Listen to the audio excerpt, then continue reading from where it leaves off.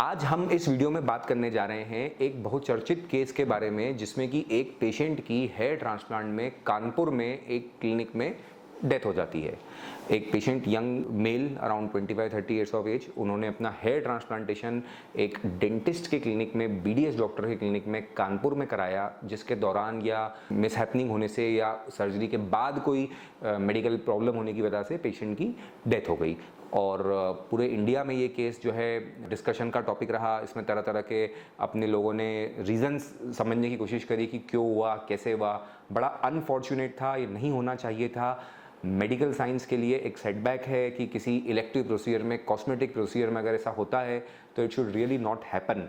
तो हमें जो एज अ डॉक्टर फ्रेटर्निटी भी हमें ट्राई करना चाहिए कि भाई हमारे पेशेंट्स को हम मैक्सिमम सेफ्टी दे सकें और कोशिश कर सकें कि उनकी ओवरऑल जो रिकवरी है किसी सर्जरी से या किसी प्रोसीजर के दौरान जो भी चीज़ें रहती हैं वो पूरी तरह से कंट्रोल में रहे और कोई इस तरह की लाइफ थ्रेटनिंग या कोई इमरजेंसी सिचुएशन ना बने। पेशेंट्स के पार्ट पे भी वे ज़रूरी है कि वे इससे ये समझें कि जो सही ट्रीटमेंट है, जो अच्छा ट्रीटमेंट है, प्रॉपर तरीके से किया गया ट्रीटमेंट है, सारे प्रोटोकॉल्स को फॉलो करके जो किया गया ट्रीटमेंट है उसका क्या महत्व है। There is no shortcut. अगर आपको काम कराना है तो अच्छे तरीके से ही वो काम होना चाहिए। तो इन सब बातों के बारे में इस वीडियो में हम बात करेंगे।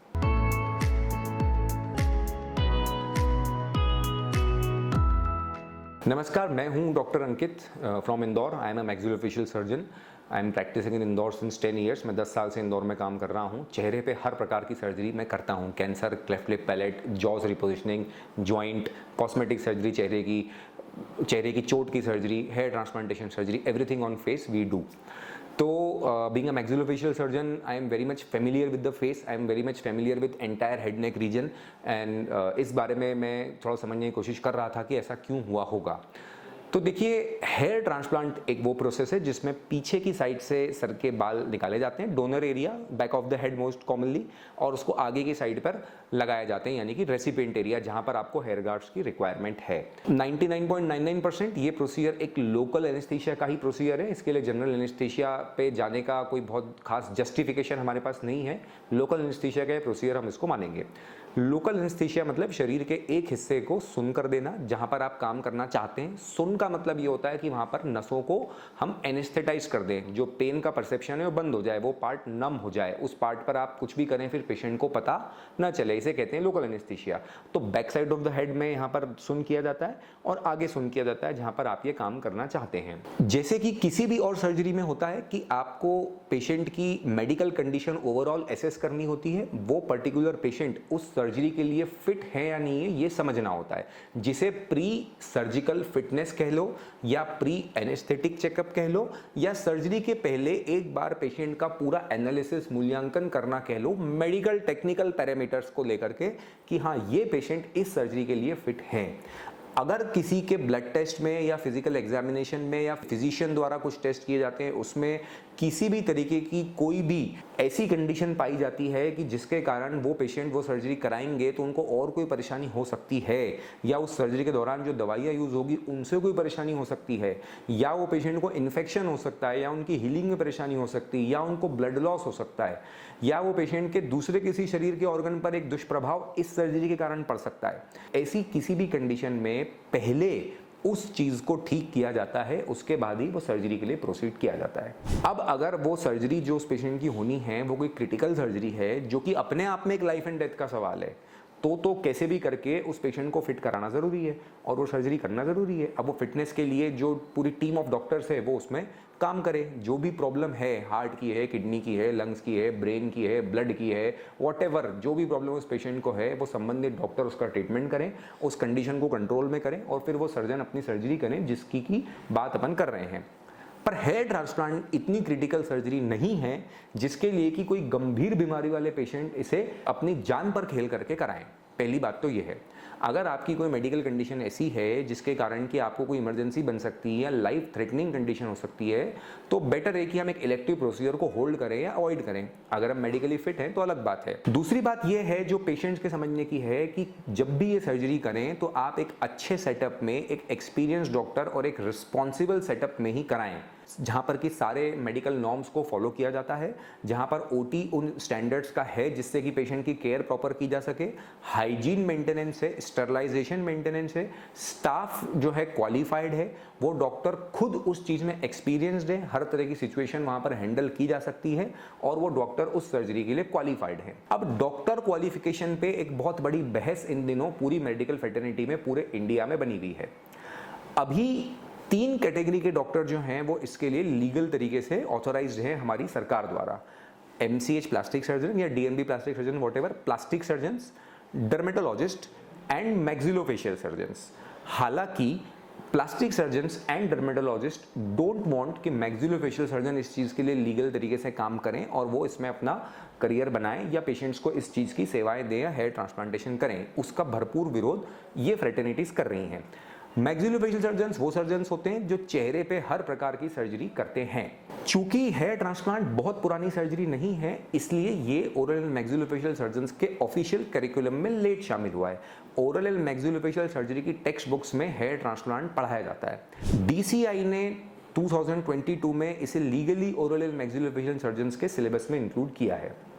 तो अभी फिलहाल ये 3 स्पेशलिटी को लीगली इंडिया में अलाउड है और बाकी भी बहुत सारे डॉक्टर इसे कर रहे हैं, या लीगली वे खुद अपना एनालिसिस करें या खुद अपना इसको समझें कि वो कितना सही है नहीं है। बहरहाल वो हमारे इस वीडियो का मुद्दा नहीं है और नहीं हम किसी के ऊपर इस बारे में बोलना चाहते हैं। Ultimate aim should be this कि पेशेंट का अच्छा होना चाहिए, सेफ काम होना चाहिए, क्लीन काम होना चाहिए और आप एक अच्छे रिजल्ट लोगों को दे पाएं बिना किसी परेशानी के। यही किसी चीज़ का ओवरऑल मकसद है जो कि हमेशा रहेगा, चाहे कोई भी बहस हो, कितनी भी बहस हो। तो ये स्पेशलिटीज मैंने आपको बताया कि ये लीगल हैं और ये लोग हेयर ट्रांसप्लांट कर रहे हैं। आपस में भी स्पेशलिटीज जो हैं उन सबका कोलैबोरेशन इसमें बहुत इंपॉर्टेंट होता है और उन सबका मिलजुल कर काम करना किसी चीज़ के लिए बहुत इंपॉर्टेंट होता है। जैसे कि किसी को स्कैल्प में फंगल इन्फेक्शन हो, किसी को स्कैल्प में सिबोरिक डर्मेटाइटिस हो, किसी को स्कैल्प में XYZ कोई भी परेशानी जिससे स्कैल्प को अपन हेल्दी नहीं मान सकते या नॉर्मल नहीं मान सकते, तो उस कंडीशन में जो प्लास्टिक सर्जन हैं उनके लिए जरूरी है कि वो डर्मेटोलॉजिस्ट की मदद लें। भाई डर्मेटोलॉजिस्ट ही वो डॉक्टर है ना जो स्किन की कंडीशन की या स्किन की बीमारी को ठीक करेगा, उसमें कोई दो मत तो है नहीं, तो उनकी मदद लें। अगर कोई दूसरी सर्जिकल समस्या है किसी की या सर्जरी का जो ज़्यादा एक्सपीरियंस होता है वो प्लास्टिक सर्जन को और मैक्सिलोफेशियल सर्जन को डर्मेटोलॉजिस्ट से ज़्यादा होता है। Dermatologist basically are not surgeons, they are MD doctors, they are physicians. तो अगर सर्जरी संबंधित कोई हेल्प लेनी है तो बेहतर है कि अगर वो बॉडी में कहीं पर भी है तो प्लास्टिक सर्जन की मदद ले, और हेड नेक रीजन पर है तो मैक्सिलोफेशियल सर्जन और प्लास्टिक सर्जन दोनों की मदद लें। भाई इसमें कोई बुराई नहीं है कि सारी स्पेशलिटीज आपस में मिल करके काम करें। अगर उस पेशेंट को कोई और मेडिकल प्रॉब्लम है, कोई ब्लड रिलेटेड डिसऑर्डर है या कोई heart related BP related disorder है, तो क्यों ना उसमें हम किसी फिजिशियन की मदद लें जो उस चीज में स्पेशलिस्ट है।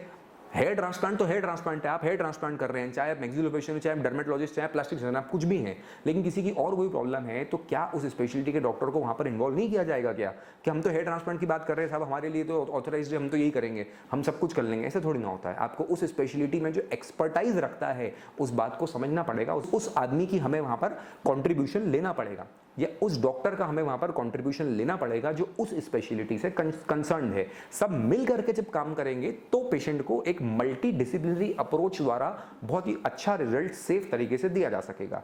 अगर किसी पेशेंट को हमें लगता है कि थोड़ा सेडेशन देने की जरूरत है या ज़्यादा एंशियस हैं वो, या किसी का during the surgery blood pressure, heart rate, इन सब चीज़ों को मैनेज करने की जरूरत है, तो क्यों ना वहाँ पर एक एनेस्थेटिस्ट डॉक्टर का सहारा लिया जाए। एनेस्थेटिस्ट डॉक्टर किसी सर्जरी के दौरान इन पैरामीटर्स को मैनेज करने के लिए सबसे उपयुक्त डॉक्टर होते हैं, सबसे अप्रोप्रिएट पर्सन होते हैं। तो उनका सहारा लेने में 100% I will advocate this and promote this कि भी हम इस सर्जरी के दौरान एनेस्थेटिस्ट डॉक्टर की प्रेजेंस रखें अगर हमें ज़रूरत लगती है तो, या इनफैक्ट रखना ही चाहिए, ज़रूरत भी क्या कहूँ मैं। तो एक सेफ काम वहां पर हो पाता है। अपने सेटअप में सारी इमरजेंसी की चीजें रेडी हो, आपके पास सारे इमरजेंसी ड्रग्स होने चाहिए, डिफिब्रिलेटर होना चाहिए, इंट्यूबेशन के सामान होने चाहिए, बॉयल्स होना चाहिए, ऑक्सीजन होनी चाहिए, व्हाटएवर, मतलब जो जो भी चीजें इसमें जरूरी हैं वो आपके पास होनी चाहिए। You should be associated to some medical setup, आपके पास कोई हॉस्पिटल अटैच होना चाहिए जिससे कि आप किसी इमरजेंसी कंडीशन में एक हॉस्पिटल सेटअप की मदद ले सकें। देखिए प्रॉब्लम कब आएगी, किसको आएगी, ये तो कोई कह नहीं सकता। प्रॉब्लम तो किसी भी दिन आ सकती है। आप जब गाड़ी लेकर के हाईवे पे निकलते हैं तो किसी भी दिन ये सोच करके थोड़ी ना जाते हैं कि एक्सीडेंट होने वाला है, वो तो वन फाइन डे किसी का भी कभी भी हो सकता है। लेकिन हम फिर ऐसी कार क्यों लेना चाहते हैं जिसमें एयर बैग्स हों या जिसमें सेफ्टी हो, जिसमें मजबूती हो, क्यों लेना चाहते हैं? एयर बैग का उपयोग हम करके देखना थोड़ी ना चाहते हैं, पर हमारी गाड़ी में हो ये हम जरूर चाहते हैं, because we want to be prepared for any emergency situation. Same applies here also. तो अब ये जो कानपुर में केस हुआ, ये एक डेंटिस्ट के क्लिनिक में हुआ जो कि बीडीएस डेंटिस्ट हैं, जैसा कि सभी रिपोर्ट्स में मीडिया में आ रहा है। तो ये टोटली गलत है। जो डेंटिस्ट है या जो बीडीएस डॉक्टर्स हैं उन्हें हेयर ट्रांसप्लांटेशन नहीं करना चाहिए। It should only be performed by इधर प्लास्टिक सर्जन्स और डर्मैट्स और maxillofacial surgeons, oral and maxillofacial surgeons. तो ये एक महत्वपूर्ण बात है। पेशेंट्स को भी समझना चाहिए कि बीडीएस डॉक्टर से ये सर्जरी नहीं कराएं।